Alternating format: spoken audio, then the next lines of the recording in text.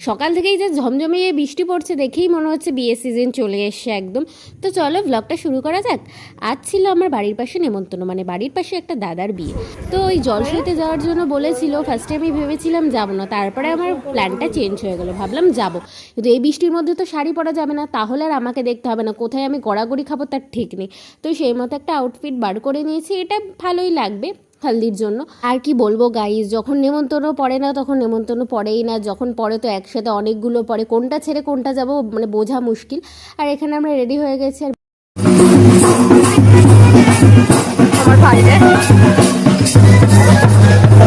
আর এই দেখো এটা আমার ভাই, দেখে কেউ বলবে দিন দিন যে লম্বা হয়ে যাচ্ছে, আমাকে রাস্তাঘাটে ওর সাথে বেরোলে বলবে আমার দাদা যাচ্ছে। আর আমাদের বেশিরভাগই জলসইতে যে এই ঘাটটায় যায়, যমুনা ঘাটে, সেখানে যায়নি কারণ ওখানটা বৃষ্টির জন্য অনেক জল জমে গেছিলো। তো এই পুকুর ঘাটটায় এসে আর এখানে একটা রোমাঞ্চকর ঘটনা ঘটেছে, তার জন্য আমি লিটারলি ওই সিঁড়ির ওপরে উঠে দেখছি।